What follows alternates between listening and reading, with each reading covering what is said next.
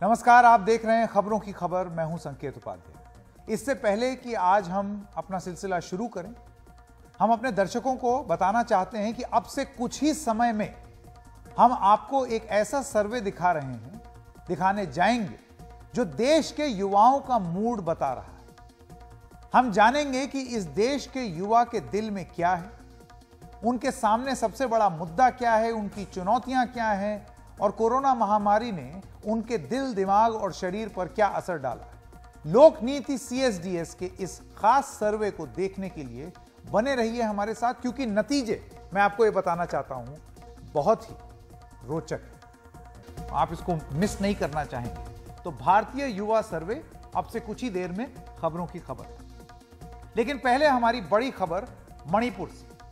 मणिपुर में हिंसा के मुद्दे पर देश की संसद में हंगामा मचा हुआ है। यहां तक कि मोदी सरकार के दूसरे कार्यकाल में विपक्ष ने पहला अविश्वास प्रस्ताव भी पेश कर दिया है। इधर दिल्ली में सियासी हंगामा मचा है, तो उधर मणिपुर के कई इलाकों में लोग अपनी जान की चिंता में सो भी नहीं पा रहे। ये तस्वीरें मणिपुर से और उसके सीमावर्ती जिले मोरे की, जहां बड़े पैमाने पर हिंसा की खबरें सामने आ रही। पुलिस सूत्रों के मुताबिक यहां संदिग्ध उग्रवादियों और सुरक्षा बलों के बीच गोलीबारी चल रही है, जैसे कि आप इन तस्वीरों में देख सकते हैं। यह धुआं बता रहा है कि यह गोलीबारी किस पैमाने पर हुई। पुलिस सूत्र यह भी बता रहे हैं कि संदिग्ध उग्रवादियों के निशाने पर सुरक्षा बलों के कैंप थे। आगजनी और गोलीबारी के बाद यहां बड़े पैमाने पर सुरक्षा बलों को तैनात किया गया। जैसे कि आपने ये देखा, ये कुछ तस्वीरें थी जिससे यह समझ में आ रहा है कि स्थिति कितनी भयावह और अभी भी सामान्य नहीं हुई। लेकिन आइए अब हम आपको लिए चलते हैं एक ऐसे गांव में, मणिपुर के एक ऐसे गांव में जिसका नाम है तोरबुक। मणिपुर की पहाड़ियों से लगी इंफाल घाटी के हाशिए पर मौजूद इस तोरबुक गांव में जातीय झड़पें शुरू होने के बाद से बहुत हिंसा देख ली। यहां दोनों ही पक्षों ने अपने अपने गांव की रक्षा के लिए हथियार उठा लिए। इस इलाके में लगातार गोलीबारी के बीच अनिश्चितता का माहौल बना हुआ है। गांव के लोग रात में सो नहीं पाते हैं, क्योंकि रात ढलते ही फायरिंग की आवाजें आने लगती और सुबह होने पर यह थम जाती हैं। NDTV ने तोरबुक गांव में भारी गोलीबारी के बीच पूरी एक रात गुजारी। यह रात कितनी भारी रही, देखिए हमारे सहयोगी सौरभ गुप्ता की यह रिपोर्ट।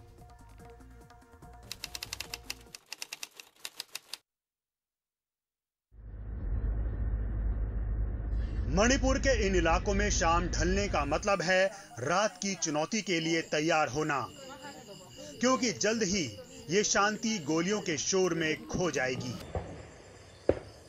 अंधेरा घिरते ही पहली गोली चलने के साथ लाइट चली जाएगी। आप सुन सकते हैं पीछे बंदूक की आवाज आ रहा है, गोली चलने की आवाज आ रहे हैं। और मणिपुर के ऐसे गांव में जो इंफाल घाटी और मणिपुर के पहाड़ों के बॉर्डर इलाका में है, वहां पे हर रोज ऐसे गोली चलते हैं रात को। और यहाँ के जो गांव वाले हैं वो पूरे रात जगे रहते हैं, क्योंकि गोली चलते रहते हैं। आप अभी भी सुने, गोली चल रहे हैं। यहाँ पे गांव वाले अपने गांव को डिफेंड करते हैं, रात भर गोली चलते रहते हैं। जैसे ही गोली चलते हैं, गांव के जो लोग हैं जो यहाँ पे रहते हैं वो अलर्ट पे आ जाते हैं, क्योंकि उनके लिए अभी की जो समय है, पिछले 2 महीने से ज़्यादा मणिपुर में ऐसे ही उन्होंने रात बिताए हैं। गोलियां चलते रहते हैं। वो घर के बाहर इस तरीके से अपने गांव में, घर के अंदर नहीं बट घर के बाहर गांव को गार्ड करते हुए रात बिताते हैं। क्या नाम? मेरा नाम है TH मनिहार सिंह। TH? हाँ, मनिहार सिंह। मनिहार सिंह, हाँ जी। ठीक है सर, थोड़ा जोर से बोलिए सर। इधर। हाँ। आप बताइए, क्या कितनी ये जो गली ये जो गोली चल रहा है, हाँ हाँ, ये हर रात ऐसे ही चलते हैं? हर रात बस 3 तारीख से अभी तक यही सिचुएशन है अभी तक। अभी कोई कभी ज़्यादा भी आ जाता है। 2 दिन से पहले तो सारे बम इसी गांव में कम से कम 50 बम तक गिरा था। 50 गम में, हाँ 50 लगभग 50 है। इतना काउंट में गिनती तो किया ही नहीं है। बम का आवाज़ हमको पता ही नहीं चल रहा। सारे गांव इसी तरह हम लोग गुजरना पड़ता है। तो ऐसे गोली चलते रहते? ऐसे गोली वो लोग मारते रहते हैं। और महिलाएं ऐसे बाहर रास्ते में? हाँ, महिलाएं सेफ्टी वाला जगह, मतलब ये थोड़ा डाउन पर है, इसी तरह रहना पड़ता है हम लोग को। और ये आप बोल रहे 2 महीने से यही आपका रूटीन है? हाँ, ये रूटीन है। कब तक ऐसे चलेगा? ये कब तक चलेगा ये तो सरकार को ऊपर में है। सरकार ने क्या कंप्रोमाइज़ करना है, क्या नहीं करना है, हम पता नहीं चल रहा है। स्टेट गवर्नमेंट ने भी इतना हमारा ऊपर में नज़र नहीं डाल रहा है। पुलिस प्रोटेक्शन भेजा है, पुलिस तो और आर्मी भी है। मैडम, आपका नाम? थुकचोम सना जाओगी चन्नू। अच्छा, इस तरीके से कितने रात आप लोग ऐसे सो रहे हैं बाहर रास्ते पे ऐसे? सिर्फ वो मच्छर का धूप लेके मैं देख रहा हूँ सब लोग, सारे गांव के महिलाएं ऐसे ही सो रहे हैं रास्ते पे? बहुत दिनों से। नहीं, क्यों सो रहे ऐसे क्यों सो रहे हैं? हम भी वो लड़का लोग रहते हैं ना, उसकी तरह हम भी रह रहे हैं, उनको सपोर्ट देने के लिए। डर लगता है ऐसे गोली चलता है? बहुत डरता है, बहुत ज्यादा। कैसे, कितने दिन ऐसे चलेगा आप लोगों का? पता नहीं, खत्म तो जल्दी होना चाहिए ना। हम लोग ऐसे कब तक रहेंगे? हम भी डरते हैं, तो क्या करें? तो डरते हैं इसलिए ऐसे बहुत डरते हैं। ठीक है, खत्म करने के लिए सरकार को कुछ तो करना चाहिए ना, तो जल्दी कीजिए। हम लोग बहुत डरते हैं ऐसे। देखिए ना आप लोगों को भी, हम लोग क्या करें? छोटा छोटा बच्चा भी है, तो क्या करें? हम ऐसे ही रहते हैं रात को। दिन में तो थोड़ा, तो रात को तो देखिए ना आप लोगों भी ऐसे ही रहते हैं। तो बुरे भी है, तो हम लोगों भी है, तो ऐसे 2 गोली की आवाज़ से तो बम भी है, तो हम लोग क्या करें? जाए तो कहाँ जाए? जैसे हम रात को गाड़ी से बाहर निकलते हैं तो रास्ते पे हमें यही दृश्य दिखते हैं। लोग अपने घर के बाहर, घर में नहीं सोए हैं, बाहर सोए हैं, क्योंकि गोली चलने की आवाज़ अभी भी है और लोगों का डर ये है कि गोली इस तरफ भी आ सकते हैं, तो वो तैयार रहते हैं कोई भी सिचुएशन के लिए। हम अभी इस गांव में पहुंचे हैं और रात का 12 बज रहे हैं। अभी भी गोली चलने की आवाज़ आ रहे हैं। 7.62 LMG, 51 mm मोटर और असॉल्ट राइफल्स की आवाज़ आ रहे हैं। और इस वक्त हम जो लोग यहाँ पे रहते हैं उनसे बात करेंगे। वो अभी घर पे नहीं रह रहे हैं, क्योंकि वो बताएंगे क्यों घर पे नहीं रह रहे। आप बताइए, घर पे आप क्यों नहीं रह रहे हैं? घर पे सर इसलिए नहीं रह रहा है, शुरू में मतलब पहले फायरिंग तो बहुत बार चल चुका है शुरू से। तो पहले इनका बम नहीं आता था, आजकल बम जो है बार बार इन लोग हमारा तरफ फेंक रहा है, इतना दूर मतलब आ रहा है। इसलिए बम ने हमारा घर में रहेगा तो फिर नुकसान हो जाएगा। इसलिए मैंने फैमिली को, छोटा बच्चा लोग को मैंने इसमें एक बंकर टाइप से बना के रखा है। उसमें रहने से मतलब फैमिली बच्चा अगर सेफ हो सके, इसलिए मैंने वहाँ पे बना के रखा है। अभी खबर मिला है कि यहाँ से कुछ दूर ये जो बॉम्ब या गोली चल रहे हैं उसमें किसी का जान जाने की आशंका है। तो हम वहाँ जाएंगे और देखेंगे क्या हुआ है एग्जैक्टली। लेकिन पुलिस का कहना है कि हमें वहां नहीं जाना चाहिए, क्योंकि वहां बमबारी हो रही है और लोग घायल हो गए हैं। हमने उनकी बात मान ली। आज की रात शाम के 7 बजे से रात के 1 बज रहे हैं, पूरा समय गोली, बॉम्ब और बंदूक चलने की आवाज़ आए हैं। यहाँ पे बंदूक चल रहे हैं। स्थिति बिल्कुल सुधारे नहीं है। इम्फाल घाटी और मणिपुर के पहाड़ों के जो सटे हुए इलाका है, वहाँ सबसे ज़्यादा ऐसे गोली चलने की और बम गिरने की संभावना है। इसीलिए लोग रात भर जागे रहते हैं। लेकिन जो गांव के रहवासी अपने गांव को बचाने के लिए ऐसे जागते हैं, रात भर जागते हैं। उनके मन में एक ही सवाल है, ये स्थिति कब तक रहेगी और स्थिति में सुधार कब आएगी। सुबह की 4:30 बज रहे हैं। हम इस गांव में पूरे रात बिताए हैं और आज सुबह भी वही कहानी है। पूरे रात गोली चले हैं, बम गिरे हैं और गोली चलने की आवाज जो गांव के रहवासी है उनको जगा कर रखे हैं। पूरी रात वो अपने गांव को प्रोटेक्ट कर रहे थे जाग कर। और यही कहानी है लगभग हर गांव में जो इम्फाल घाटी और मणिपुर के पहाड़ से सटे हुए हैं। रात भर जगे रहना ताकि किसी की जान ना जाए गोली से, बम से। और यही करीब करीब 3 महीने से चल रहा है। गांव के रहवासी पूछ रहे हैं कब तक ये हालत रहेगी।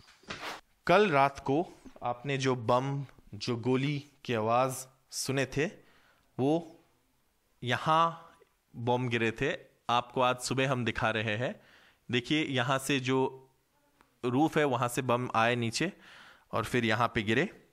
यहाँ पे आप देख सकते हैं कैसे पूरी तरीके से एक होल बन चुका है ग्राउंड में बम गिरने से। और फिर ये जो सारे छोटे छोटे जो ये होल्स दिख रहे हैं आपको, ये सारे श्रैपनल से हुए हैं। और यहाँ पे जो एक इंसान वहाँ पे थे उनको जख्मी भी आए हैं।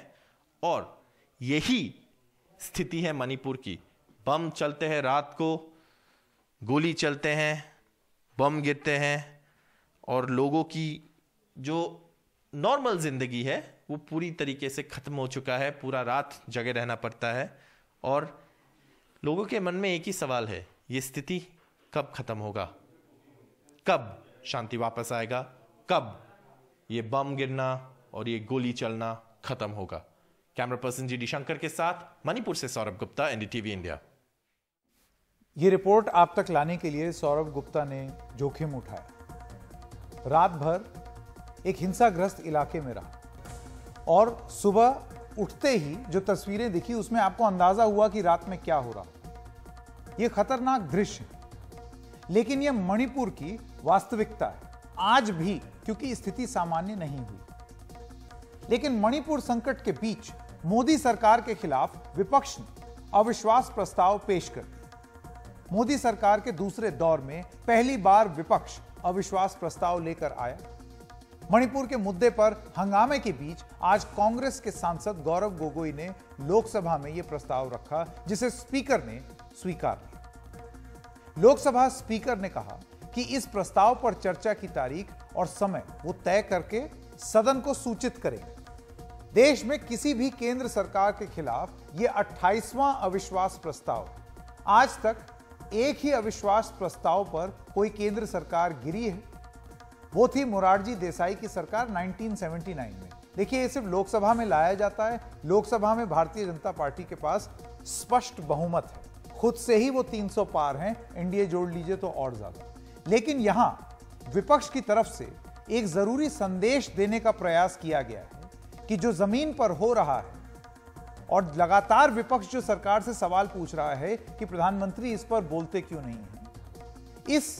अगर आप बैकग्राउंड में इस अविश्वास प्रस्ताव को देखें तो एक संदेश देने का प्रयास विपक्ष यहां करता हुआ दिख रहा है। मुझे श्री गौरव गोगोई से नियम 198 के अंतर्गत मंत्रिपरिषद में अविश्वास प्रस्ताव प्राप्त हुआ है।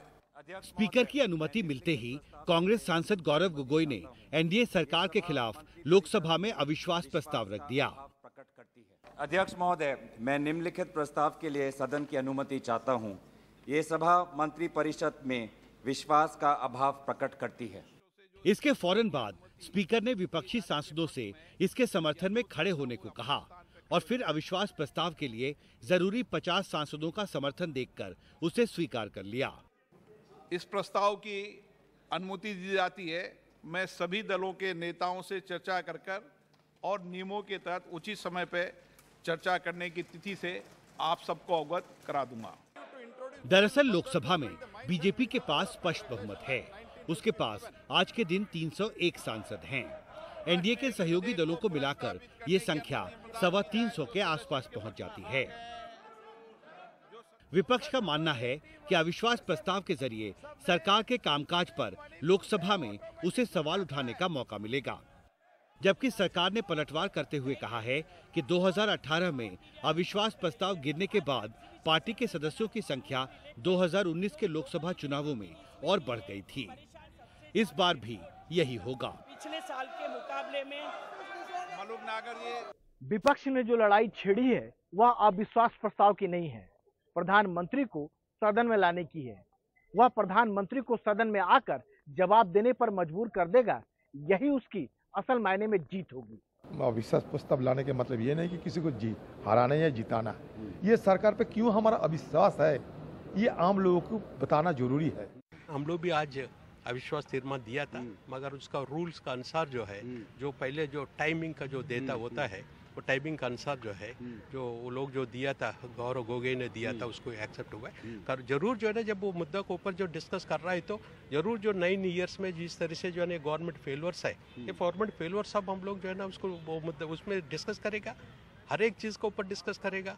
जिस तरह से जो है ना, अगर आप देखें तो इकानमी के ऊपर डिस्कस करेगा, उसी तरह से जो है ना China border, Pakistan border, China ने ऑलरेडी जो है ना बहुत तो एरिया हम लोगों को ऑक्यूपाई कर दिया, उसके ऊपर भी डिस्कस करेगा, अनएम्प्लॉयमेंट के ऊपर डिस्कस करेगा, पार्लियामेंट का फार्मर्स के इश्यूज के ऊपर जो है ना डिस्कस करेगा। जो 9 ईयर्स में जो जो इश्यूज फेलियर्स है, ये फेलियर सब हम लोग जो है ना इस पर डिस्कस करेंगे। तो नो कॉन्फिडेंस दिया है, तो अब लोगों के कॉन्फिडेंस माननीय नरेंद्र मोदी जी के ऊपर, भारतीय जनता पार्टी के ऊपर ही है, और जो होगा हम अभी चर्चा करके हम डिसाइड करेंगे। लास्ट टर्म में भी किया था और लोग उनको जो कुछ भी सबक सिखाने था वो सिखा दिया है और आगे भी सिखा देंगे। लोकसभा में अविश्वास प्रस्ताव के स्वीकार होने के बाद अब सबकी नजर गैर एनडीए और गैर इंडिया पार्टियों पर है। बीजू जनता दल और वाईएसआर कांग्रेस जैसी पार्टियों ने अभी तक अपने पत्ते नहीं खोले हैं, और ऐसे में ये देखना बेहद महत्वपूर्ण होगा कि बीजू जनता दल और वाईएसआर कांग्रेस पार्टी जैसी गैर एनडीए और गैर इंडिया पार्टियों का लोकसभा में अविश्वास प्रस्ताव पर चर्चा के दौरान क्या रुख रहता है। संसद भवन से राजीव रंजन और आजम सिद्दीकी के साथ हिमांशु शेखर, एनडीटीवी इंडिया। और जिस दिन विपक्ष लोकसभा में सरकार के खिलाफ अविश्वास प्रस्ताव लेकर आया, उसी दिन शाम को प्रगति मैदान में नए सम्मेलन केंद्र के उद्घाटन में प्रधानमंत्री मोदी ने अपने ऊपर विश्वास जताते हुए यह कह दिया कि मेरे तीसरे कार्यकाल में भारत दुनिया की तीसरी सबसे बड़ी अर्थव्यवस्था बन जाएगी। संदेश पूरी तरीके से राजनीतिक है। मसलन अगर आप इस संदेश को पलटकर पढ़ें तो क्या प्रधानमंत्री मोदी यह कहना चाहते हैं कि अगर वो तीसरी बार प्रधानमंत्री नहीं बने तो क्या भारत तीसरी सबसे बड़ी अर्थव्यवस्था नहीं बन पाएगी? सुनिए उनका बयान। दूसरे टर्म में आज भारत दुनिया की 5वीं सबसे बड़ी इकोनॉमी है।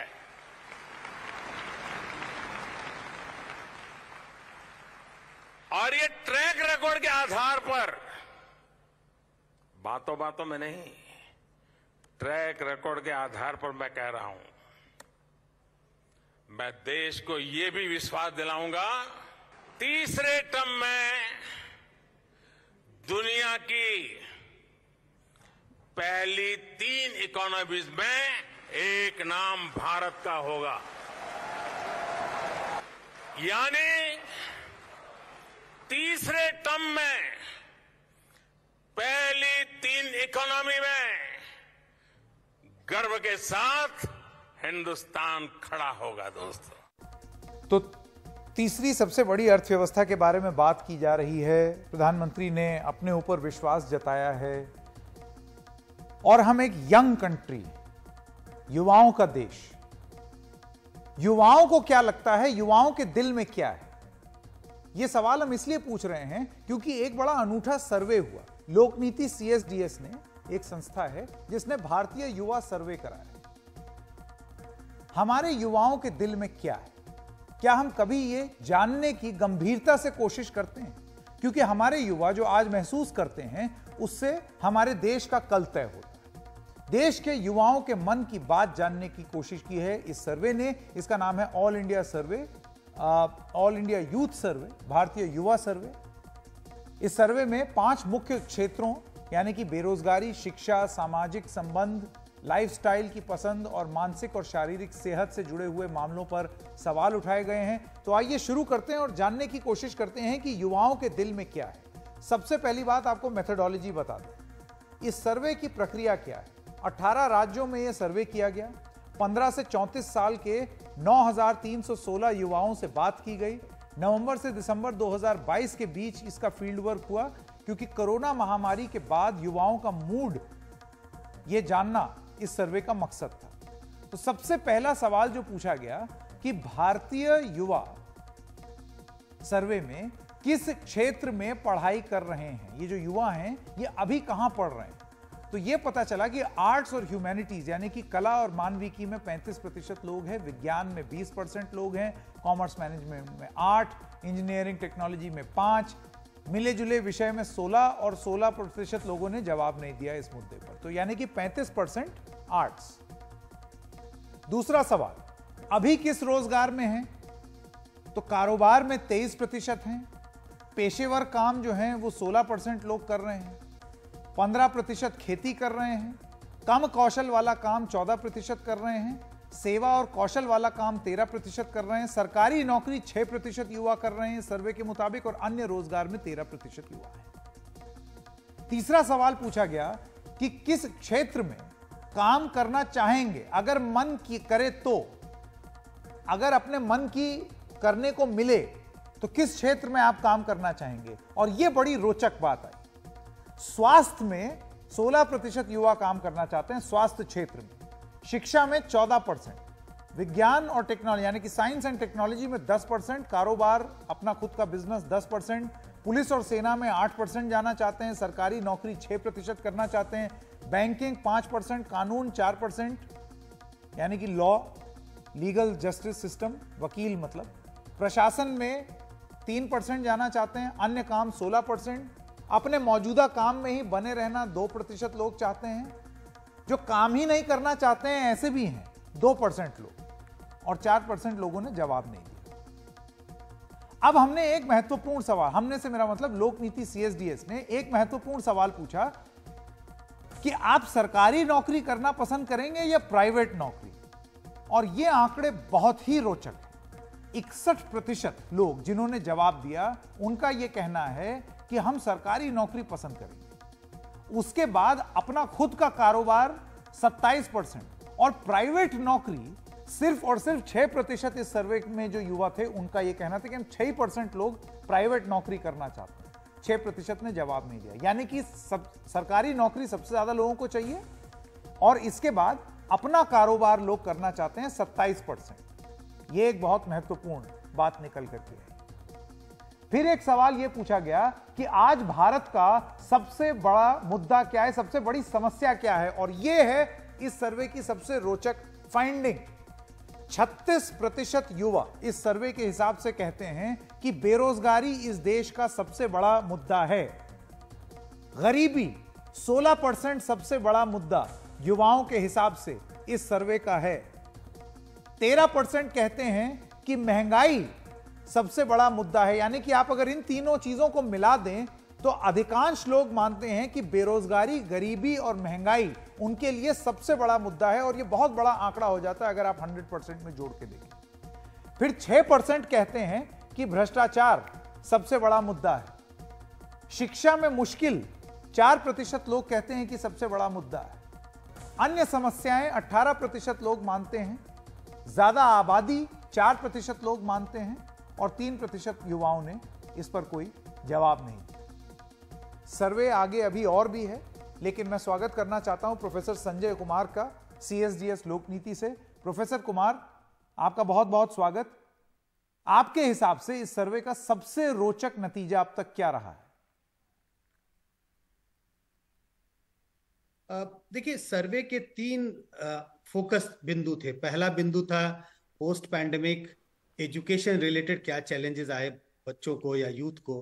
दूसरा एम्प्लॉयमेंट रिलेटेड, रोजगार से संबंधित किस तरह की परेशानियां या किस तरह की सुविधाएं हुई। और तीसरी बात थी मेंटल हेल्थ इश्यूज, इसकी चर्चा बहुत हो रही है आजकल संकेत, खासकर पोस्ट पैंडेमिक की मेंटल हेल्थ इश्यूज कितनी बढ़ गई है। तो फोकस इन 3 चीजों पे था। अलग अलग चीजों पर हम अलग अलग बातों का जिक्र कर सकते हैं। इसकी चर्चा बहुत हो रही थी कि अनएम्प्लॉयमेंट की सिचुएशन बहुत ग्रिम है, बहुत बढ़ गई है। तो अगर आप सर्वे के आंकड़ों को देखें तो आप देखेंगे कि एक अद्भुत नए तरीके से हम देख रहे हैं, बिजनेस में लोग, यूथ बहुत बड़ी संख्या में इन्वॉल्व है। और ये बिजनेस कैसा, ये बड़े बिजनेसमैन नहीं है, ये छोटा मोटा रोजगार, छोटा मोटा व्यापार कर रहे हैं। तो जहां एक तरफ आज से 15-20 साल पहले बड़ी संख्या में लोग सरकारी नौकरियों में होते थे, नौकरी में होते थे, चाहे वो सरकारी हो, धीरे धीरे प्राइवेट नौकरियां हुई, लेकिन अब ये रोजगार में लोग बहुत ज्यादा बड़ी संख्या में घुस गए हैं। इसकी वजह बहुत साफ है, सरकारी नौकरियां उपलब्ध नहीं है, अवेलेबल नहीं है। तो ये एक बड़ी, मेरे हिसाब से रोचक फाइंडिंग्स है। प्रेफरेंस अभी भी वही है सरकारी नौकरी के लिए, ऐसा नहीं है कि पसंद नहीं करना चाहते। एक दूसरा सवाल हमने सर्वे में पूछा था कि क्या आप किस तरह की नौकरी पसंद करेंगे। सरकारी नौकरी चाहने की चाहत जो है वो बड़ी संख्या में है, लेकिन लोग कर नहीं रहे क्योंकि मिल नहीं रहा है। तो एक बड़ी फाइंडिंग मैं इसको मानता हूं कि जिस बात की चर्चा बार बार होती है, आए दिन हो रही है चर्चा कि नौकरियां कहाँ हैं, वो सर्वे इस बात की पुष्टि करता है कि नौकरियां नहीं है, यूथ अपना स्वयं का रोजगार कर रहे हैं। बिल्कुल बिल्कुल। और वो इस फाइंडिंग में दिखा भी कि सरकारी नौकरी मिले नहीं तो अपना रोजगार हो, प्राइवेट नौकरी 6% युवा इस सर्वे के हिसाब से करना चाहते हैं। अगला सवाल मैं आपसे ये पूछना चाहता हूं प्रोफेसर कुमार कि इस सर्वे में अधिकांश युवा बेरोजगारी, गरीबी और महंगाई को देश का सबसे बड़ा मुद्दा मानते हैं। इसे आप कितना अहम मानते हैं? जरा वो वाला ग्राफिक स्क्रीन पर चलाएं कि युवा। नहीं, बिल्कुल ये एक मुख्य चुनौती है। लेकिन संकेत, जब आपने कहा था सबसे रोचक क्या है, मैंने इसका जिक्र इसी के लिए नहीं किया क्योंकि अगर युवाओं से भी पूछें तो यही समस्या उन्हें दिखाई पड़ता है। अगर आप देश की महिलाओं से पूछें, देश के आम नागरिक से भी पूछें तो इसी तरह के रेस्पॉन्सेज आपको नजर आएंगे। किसी से भी पूछ लें, वो युवा ना भी हो, 40 वर्ष का एक पर्सन हो, चाहे वो मेल हो, फीमेल हो, चाहे वो 60 साल का व्यक्ति हो, सभी यही कहेंगे आज देश की सबसे बड़ी समस्या क्या है, बेरोजगारी है, महंगाई है। और तो इसीलिए ये बहुत अलग दिखाई नहीं पड़ता, युवाओं का सोच दूसरे लोगों से बहुत अलग नहीं दिखाई पड़ता, कम से कम इस सवाल के ऊपर। तो इसी के लिए मैं इसको सबसे रोचक नहीं मानता, लेकिन रोचक तो है। रोचक से ज्यादा मुझे लगता है सोचनी है, इस पे सोचने की जरूरत है कि हम किस ओर जा रहे हैं और सरकार के कामकाज से सरकार का परफॉर्मेंस कैसा है, लोगों की जो बेसिक सुविधाएं हैं वो फुलफिल हो भी रही है या नहीं। बिल्कुल। अगर आप बेरोजगारी, महंगाई और गरीबी को मिला दें तो 55% युवा ये मानता है कि ये इस देश का ये 3 मुद्दे इस देश के सबसे बड़े मुद्दे हैं। 55% उनके दिमाग में ये चीज चल रही है। आइए आगे बढ़ते हैं, प्रोफेसर कुमार हमारे साथ बने रहेंगे। अगला सवाल ये पूछा गया और ये भी बहुत रोचक है, अपने काम के बोझ से आप कितने चिंतित हैं? तो 35% युवाओं का यह मानना है कि हम अपने काम से, वर्कलोड से बहुत बहुत ज्यादा चिंतित हैं। कुछ हद तक चिंतित जो हैं वो 36% हैं, बहुत ज्यादा चिंतित नहीं है ऐसे 15% हैं, बिल्कुल चिंतित नहीं है जिनको बहुत मजा आ रहा है अपने काम में वो 11% ऐसे भी लोग हैं, और 3% हैं जो जवाब नहीं देना चाहते। तो ये तो हो गया काम के बोझ से, वर्कलोड से चिंतित। अगला सवाल, अपनी सैलरी से, तनख्वाह को लेकर के युवा कितना चिंतित है? 38% बहुत ज्यादा चिंतित थे अपनी सैलरी को लेकर के, 30% कुछ हद तक चिंतित थे, 12% बहुत ज्यादा चिंतित नहीं थे, 15% ऐसे भी हैं, और मैं मिलना चाहूंगा इन 15% युवाओं से जो कि बिल्कुल भी चिंतित नहीं है अपनी सैलरी को लेकर के। 5% ने जवाब नहीं दिया। फिर एक सवाल था कि नौकरी जाने की आपको चिंता कितनी है? 32% युवाओं का यह कहना है कि हम बहुत ज्यादा चिंतित हैं कि कहीं हमारी नौकरी ना चले जाए। आपको यह बता दें, यह पोस्ट पैंडेमिक सर्वे है, तो पैंडेमिक के बाद युवाओं के दिल में नौकरी जाने का खतरा 32%, कुछ हद तक 23%, बहुत ज्यादा नहीं 15%, बिल्कुल चिंता नहीं है ऐसे 24% हैं, यानी कि काफी वो अपने आप को महफूज महसूस करते हैं अपनी संस्थान में, और 6% इस पर जवाब नहीं देना चाहते। अब लॉकडाउन में पढ़ना कितना मुश्किल रहा युवाओं के लिए? 32% का यह मानना था कि बहुत मुश्किल था, 48% कहते हैं थोड़ा सा मुश्किल था, यानी कि आप इन दोनों को अगर मिला दें तो एक बहुत बड़ी संख्या है जो कि ये मानते हैं कि मुश्किल थी। 14% कहते थे कि ज्यादा मुश्किल नहीं हुई और बिल्कुल मुश्किल नहीं वाले 5%। इसके अलावा फिर एक सवाल पूछा गया कि कितने लोगों के परिजनों के सामने बीते 2 सालों में ये समस्याएं आईं, तो 26% युवाओं का यह मानना है कि किराया देने में उनको तकलीफ हुई। 46% युवाओं का यह मानना था कि इलाज का पैसा देने में उनको मुश्किल आई। 47% युवाओं का यह मानना है इस सर्वे के हिसाब से कि उन्होंने उधार लिया और 67% युवाओं का यह मानना है कि उनको अपनी बचत का, सेविंग्स का इस्तेमाल करना पड़ा। प्रोफेसर कुमार, नौकरियों को लेकर युवाओं में खासी चिंता दिख रही है इस सर्वे में, जैसे कि तनख्वाह, नौकरी से संतुष्टि और नौकरी जाने का खतरा। मैं आपसे जानना चाहता हूं, इसको आप किस तरीके से देखते हैं? क्या दिखाता है, क्या दर्शाता है? बिल्कुल, सरकारी नौकरी की चाहत क्यों होती है? सरकारी नौकरी की चाहत इसी के लिए है क्योंकि जो हम कहते हैं जॉब सिक्योरिटी, हर व्यक्ति चाहता है कि जॉब सिक्योरिटी होनी चाहिए, भले ही तनख्वाह थोड़ी कम मिले। युवाओं की सोच भी आज ऐसी ही है। सर्वे ये बताता है कि सबसे बड़ी चिंता अगर नौकरी के बारे में है, नौकरी अगर आपको मिल जाती है, आप नौकरी शुरू कर देते हैं, अपना रोजगार शुरू कर देते हैं, लेकिन चिंता इस बात की होती है कि पता नहीं नौकरी कब चली जाए, और इसी वजह से सरकारी नौकरी की चाहत है। सर्वे बहुत साफ बताता है कि बड़ी संख्या में युवा ये कहते हैं कि भाई अगर ऐसी नौकरी हो, तनख्वाह भले ही थोड़ी कम मिले, लेकिन अगर सरकारी पक्की नौकरी हो तो वैसी नौकरी वो करना चाहेंगे। क्योंकि सबसे बड़ा डर है, और ये डर पोस्ट पैंडेमिक के बाद ये डर और तेज हो गया है युवाओं के बीच में कि भाई नौकरी कब चली जाए पता नहीं है। तो ये सर्वे बहुत साफ बताता है। सर्वे ये उसको एक आंकड़ों के रूप में पेश कर रहा है कि लगभग 60-65% युवा ऐसे हैं जो नौकरी तो कर रहे हैं, लेकिन उन्हें हमेशा ये डर बना रहता है कि पता नहीं उनकी नौकरी कब चली जाए। प्रोफेसर कुमार, ये सर्वे कोरोना महामारी के बाद का है, तो इसमें लाइफस्टाइल में क्या और कितना बदलाव दिख रहा है? बहुत साफ है। देखिए, अगर आप जो कहते हैं स्लीप डिसऑर्डर, जिसकी बात कहते हैं, अंग्रेजी का शब्द है स्लीप डिसऑर्डर। आजकल यंग बच्चे, 20-22 साल के बच्चे, 18 साल के बच्चे कहते हैं नींद नहीं आती है रात भर, बहुत देर से नींद आई, मैं 2 बजे रात तक जगा रहता हूं। वजह क्या है? वजह यह है कि आपका स्लीप डिसऑर्डर है, आप समय पर नहीं सोते, आप समय पर नहीं जगते। सर्वे बहुत साफ बता रहा है पोस्ट पैंडेमिक क्या चीजें हो रही हैं। आंकड़े बता रहे हैं देर से सोने वालों की संख्या बढ़ गई है, देर से उठने वालों की संख्या बढ़ गई है। अगर आप अन्य चीजों को देखें कि टाइम आपका कहाँ जा रहा है, आप कितना समय स्क्रीन पर लगा रहे हैं, स्क्रीन पर आपका समय ज्यादा जा रहा है, तो ये तमाम चीजें ये बता रहे हैं कि पोस्ट पैंडेमिक ये जो लाइफस्टाइल है, और ये लाइफस्टाइल वैसे भी हम ये नहीं कहते कि बहुत अच्छा लाइफस्टाइल है युवाओं का, की अगर हम बात करें तो अच्छे लाइफस्टाइल का मतलब अगर आप एक्सरसाइज की बात करें, मॉर्निंग वॉक की बात करें, आप कहें कि अपने स्वास्थ्य पर आप कितना ध्यान देते हैं। एंजाइटी तो है उनको अपने स्वास्थ्य के बारे में, लेकिन ध्यान नहीं देते।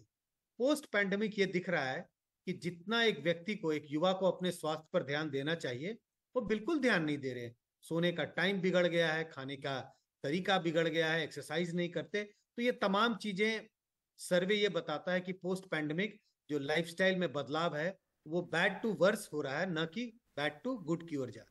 जी प्रोफेसर कुमार बने रहिए हमारे साथ, क्योंकि इस सर्वे में अभी और भी बहुत सारी चीजें हैं। जैसे कि इस युवा सर्वे में एक सवाल पूछा गया कि बीते 2 साल में पारिवारिक संबंध मजबूत हुए या नहीं, और कितने हुए। तो 50% से ज्यादा लोगों के जीवन साथी और मां से संबंध बेहतर हुए हैं इस सर्वे के हिसाब से, ऐसा लोग बताते हैं। फिर 40% से ज्यादा लोगों ने पिता और बच्चों और भाई बहनों से संबंध बेहतर होने की बात बताई।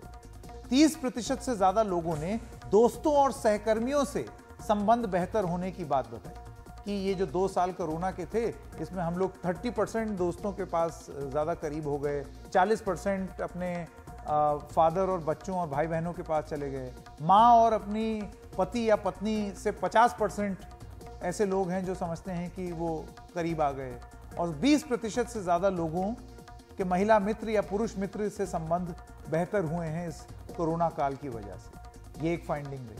अब एक चीज पूछी गई कि सबसे ज्यादा लोकप्रिय सोशल मीडिया प्लेटफॉर्म क्या है। देखिए, यूज जो है इंटरनेट पर सोशल मीडिया प्लेटफॉर्म्स का वो बढ़ा, कोरोना के बाद, कोरोना के दौरान भी 45% उत्तरदाता दिन में कई बार व्हाट्सएप का इस्तेमाल करते हैं। करीब करीब 40% उत्तरदाता जिन्होंने रिस्पोंडेंट्स हैं, जो जवाब दिया, वो दिन में कई बार यूट्यूब का इस्तेमाल करते हैं और 25% इस्तेमाल करते हैं इंस्टाग्राम और ट्विटर के जो इलॉन मस्क हैं, जो अब एक्स हो गए हैं, उनको तो बड़ी चिंता होनी चाहिए, क्योंकि इस सर्वे के हिसाब से 6% जो उत्तरदाता हैं वो दिन में कई बार ट्विटर इस्तेमाल करते हैं। यानी कि व्हाट्सएप और यूट्यूब में सबसे ज्यादा इस्तेमाल किया जाता है। अब भारतीय युवा सर्वे में एक सवाल यह पूछा गया कि आपको पिछले 2 साल में गुस्सा आपका कम हुआ है या बढ़ा है,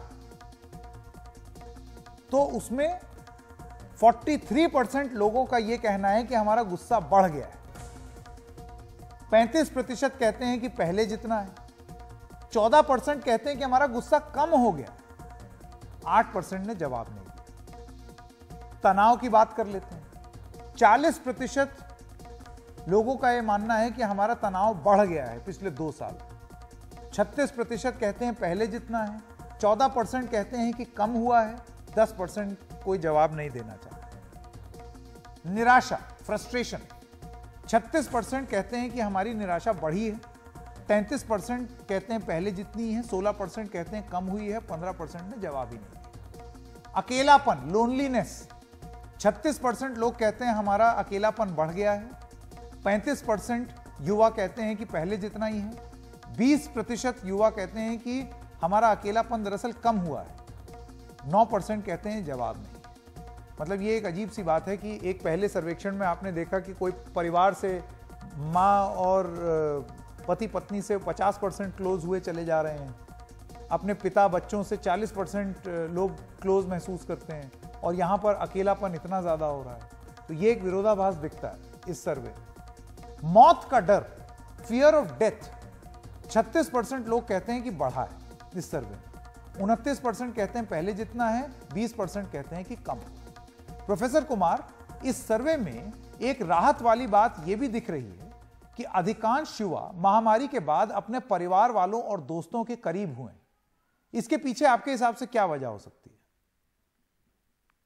हाँ, बिल्कुल। पैंडेमिक के समय में हुआ क्या, हम आप और देश के तमाम लोग घरों में बंद रहे 1 महीने 2 महीने।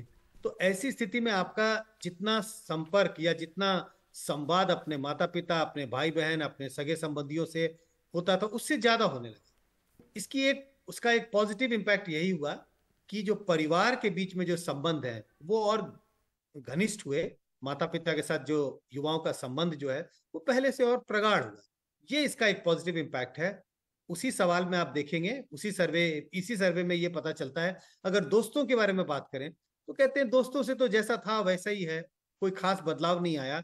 इसकी वजह बड़ी साफ है कि दोस्त के साथ आप रहते तो है नहीं पहले भी, लेकिन आप फोन पर तमाम सोशल मीडिया के जरिए उनसे संपर्क में रहते हैं। पैंडेमिक के समय में भी आप संपर्क पर रहे तो उनके साथ संबंधों में कोई फर्क नहीं आया।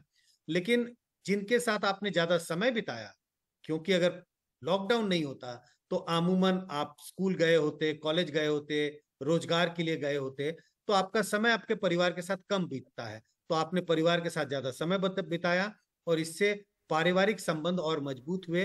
खासकर माता पिता के साथ जो संबंध है वो और घनिष्ठ होते हुए दिखाई पड़े। जी, लेकिन आपको नहीं लगता है कि इस सर्वे में एक विरोधाभास है? एक तरफ तो लोग घर वालों के बड़े करीब हो गए हैं, और वहीं इस सर्वे में और इस सर्वे के हिसाब से नेगेटिव इमोशंस जैसे कि अकेलापन, हताशा, निराशा, फियर ऑफ डेथ, ये सारी चीजें बहुत सारे युवाओं की बढ़ रही हैं। हाँ, वो लोनलीनेस, फियर ऑफ डेथ के साथ अटैच अगर आप करके देखें, बड़ी संख्या में आपको याद होगा संकेत, जब सेकेंड वेव ऑफ पैंडेमिक था तो किस तरह की खबरें आ रही थी, और वो खबरें कोई बनाई हुई नहीं थी। खबरें जो हकीकत थी, जो दुनिया के देश के अलग अलग कोने में जिस तरह की घटनाएं घट रही थी, हर व्यक्ति बहुत बड़ी संख्या में लोग डरे हुए थे। डर इस बात का था, और वो युवाओं के बीच में भी था। डर इस बात का था अगर मुझे कोविड हो गया तो क्या होगा। डर इस बात का था कि कोविड हो गया, मुझे अस्पताल मिलेगा या नहीं मिलेगा, बेड मिलेगा या नहीं मिलेगा, ऑक्सीजन मिलेगा या नहीं मिलेगा। जब ये सारी सोच आपके दिमाग में होते रहती है, ये नेगेटिविटी आते रहती है, और आपको लगता है कि शायद आपका मौत आपके ज्यादा करीब अब दिखने लगा, कभी भी कुछ हो सकता है, अनसर्टेनिटी होती है लाइफ में, तो उससे आप अकेलापन महसूस करने लगते हैं और आपको कभी कभी लगता है कि जो कहते हैं एक फिलोसफिकल भाषा में कि भाई ये जीवन क्या है, हम बिल्कुल स्वस्थ हैं लेकिन जिस चीज पर हमारा कोई कंट्रोल नहीं है, अगर ये कुछ बीमारी हमें हो गई तो फिर बहुत मुश्किल है। इस वजह से वो जो लोनलीनेस वाली जो फीलिंग है, आप माता पिता के करीब हैं लेकिन जब आपके दिमाग में ये सोच आती है तब आप एक लोनलीनेस फील करते हैं, आप हेल्पलेस फील करते हैं क्योंकि आपको लगता है कि इस पर हमारा कोई कंट्रोल नहीं है और अगर कुछ ऐसी घटना घटी तो कोई सहायता नहीं मिल सकती। जी प्रोफेसर कुमार बने रहिएगा क्योंकि एक आखिरी सेट और बचा हुआ है इस सर्वे के हिसाब से। अब खुदकुशी की प्रवृत्ति, इसमें क्या निकल करके 73% जो युवा हैं इस सर्वे के हिसाब से, वो कहते हैं हमारे अंदर कभी ये सुसाइडल टेंडेंसीज नहीं आई कि हम आत्महत्या कर लें, ऐसा विचार ही नहीं आया। बहुत अच्छी बात है। बहुत कम ऐसे 12% हैं, कभी कभार 9% और अक्सर 3%। यह खतरनाक। 3% ने इस पर जवाब नहीं दिया। फिर सवाल यह पूछा गया कि खुदकुशी के विचार आने पर आप मेडिकल मदद लेते हैं, तो इसमें पेशेवर मानसिक सेहत सलाहकार के पास जाने वाली वैरायटी, यानी कि जो वो 3% लोग थे जिनको सुसाइडल टेंडेंसीज थी, उनमें से 47% ऐसा कहते हैं कि मनोचिकित्सक के पास वो गए। नहीं गए ये 50% है और ये है खतरनाक बात, क्योंकि आप ऐसे 3% कम मत समझिए। अगर उसको एब्सोल्यूट टर्म्स में देखेंगे तो ये बहुत सारे लोग हो जाए। प्रोफेसर कुमार, हालांकि इस सर्वे में ये बहुत बड़ी राहत की बात है कि आत्महत्या की प्रवृत्ति यानी कि सुसाइडल टेंडेंसी अधिकतर लोगों में नहीं है, युवाओं में, लेकिन जितनों में है उनमें से करीब आधे ही पेशेवर इलाज करा रहे या साइकोलॉजिस्ट या साइकाइट्रिस्ट के पास जा रहे हैं। बिल्कुल संकेत, हमारे देश में आज अगर आप ये कहें कि कोई साइकाइट्रिस्ट के पास गया कंसल्ट करने के लिए, तो उसको एक सामाजिक दृष्टिकोण से अच्छा नहीं समझा जाता। लोग उसकी चर्चा नहीं करते। मेंटल हेल्थ को एक बीमारी के रूप में नहीं देखा जाता। आमतौर पे कहते हैं वो पागल हो गया, जिसको समाज में एक अच्छे तरीके से अच्छे तौर पे देखा नहीं जाता। तो ये बड़ी चिंता का विषय है। वो संख्या बहुत बड़ी है, 9%, 3%, 7%। अगर आप उसको एक्चुअल फिगर्स में देखें, जो मेंटल हेल्थ, देखिए आप प्री पैंडेमिक और पोस्ट पैंडेमिक, इसमें बहुत इजाफा हुआ है। 7%, उसके बाद जाके वो 19% के करीब हो गया है। अब अमूमन कोई भी बीमारी होती है, पैंडेमिक ही हुआ, हमें बुखार भी होता है, इन दिनों आई फ्लू चल रहा है, हम इमीडिएटली डॉक्टर के पास जाते हैं। भाई आंख देख लीजिए, हमारे आंख में सूजन है, आंख लाल है, पानी निकल रहा है, तमाम कोई भी बीमारी हो, हम अमूमन डॉक्टर के पास तुरंत जाते हैं। लेकिन जब हमें ये समझ आने लगता है कि हमारे परिवार में किसी को मेंटल हेल्थ इश्यूज हैं, हम उसे दबाने की कोशिश करते हैं, हम उसकी चर्चा नहीं करते, हम दूसरों को बताने से परहेज करते हैं। और जब उसके लिए भी दूसरी बीमारियों के लिए हम डॉक्टर के पास जाते हैं, इस बीमारी के लिए भी आवश्यकता है, जरूरत है कि आप डॉक्टर के पास जाएं, सलाह लें। लेकिन आंकड़े ये बताते हैं मेंटल हेल्थ का जो इशू है वो तो बढ़ता जा रहा है, ये समस्या बढ़ती जा रही है, लेकिन लोगों को में अभी भी संकोच है कि हम डॉक्टर से जाके कंसल्ट करें इसके बारे में। तो ये बहुत चिंतनीय है, सोचनीय है, और इस पर मुझे लगता है समाज का एक जो रुख है वो बदलने की जरूरत है। प्रोफेसर संजय कुमार, बहुत बहुत धन्यवाद। एक और बहुत ही जबरदस्त सर्वे लोकनीति CSDS और आपके तरफ से देश के युवा के मन में क्या है, उसके हिसाब से मुद्दे क्या हैं, उसकी चिंताएं क्या हैं, मेरे ख्याल से ये इस देश को जानना बहुत जरूरी है। नोएडा और ग्रेटर नोएडा की, जहां के कई इलाके पहले ही हिंडन नदी में आए उफान से परेशान थे, और वहीं बुधवार सुबह तेज बारिश आ गई तो मुसीबत और बढ़ गई। इस बीच थोड़ी सी राहत की बात यह हुई कि सभी स्कूलों की छुट्टी की घोषणा हो गई, कुछ जगहों पर वर्क फ्रॉम होम का ऐलान हो गया। गौतम बुद्ध नगर से हमारे सहयोगी शरद शर्मा और अरविंद उत्तम की यह रिपोर्ट।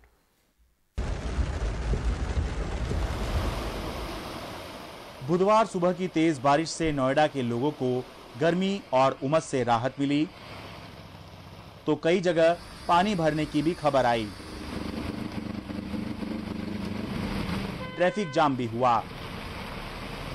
नोएडा में बिन बारिश भी पानी बड़ी समस्या बना हुआ है। ग्रेटर नोएडा के सुतियाना गांव की ये तस्वीरें खूब चर्चा में हैं। ओला कंपनी के यार्ड में खड़ी 350-400 कार पानी में डूब गई। दरअसल ये यार्ड बिल्कुल हिंडन नदी के किनारे पर है। नदी में बाढ़ आने से पानी न सिर्फ यार्ड में भरा बल्कि दूर तक किसानों की खेती और घरों पर सितम बरपाया। हमारा कम से कम 2 लाख का नुकसान तो चल ही रहा है इस समय। 45,000 रुपए का तो बीज पड़ा हुआ है गोभी का, चारों गोभी का बीज जो हमने गिरा 45,000 रुपए का लाया। फूल गोभी का? फूल गोभी, गांठ गोभी, पत्ता गोभी, ब्रोकली गोभी। किसी ने अभी तक हमारी झोपड़ी नहीं दिखाई है। सभी गाड़ी दिखाते हैं यहाँ पे पूछ के तो सभी आपकी ये झोपड़ी डूबे हैं? वो कोई नहीं दिखाते हैं, गाड़ियों की दिखाते हैं। हिंडन नदी की बाढ़ से नोएडा के छजारसी कॉलोनी, चोटपुर, बबीता विहार के नदी किनारे बने हुए घरों समेत कई इलाकों में पानी आ गया है, जिसकी वजह से लोग अपने घर छोड़कर कहीं और चले गए हैं या प्रशासन ने उनको शिफ्ट करवाया है। ऐसे में सवाल उठते हैं कि आखिर लोग सब कुछ जानते हुए भी क्यों डूब क्षेत्र में मकान बनाते हैं। क्या करा जी, डीलर ने कटवाए, गरीब आदमी इसलिए ले लिए।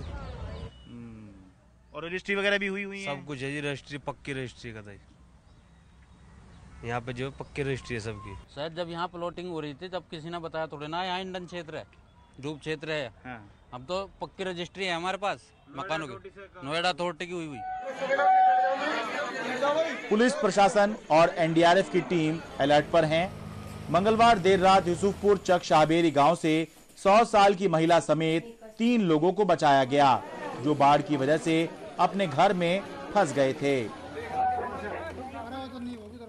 किसी की मजबूरी रही होगी, किसी का लालच रहा होगा, तभी नदी के इलाके में प्लॉट कट गए, मकान बन गए और लोग आकर रहने लग गए। अब जब नदी में बाढ़ आई है तो सवाल उठ रहे हैं कि जिम्मेदार कौन? जिम्मेदार तो सभी हैं, जिन्होंने मकान बनाए वो भी, जिन्होंने मकान बनवाए वो भी, लेकिन भुगत सिर्फ वही रहे हैं जो यहाँ पर रह रहे हैं। नोएडा से अपने कैमरा सहयोगी संजय कौशिक के साथ मैं शरद शर्मा, एनडीटीवी इंडिया। और खबरों की खबर में आज इतना ही। नमस्कार।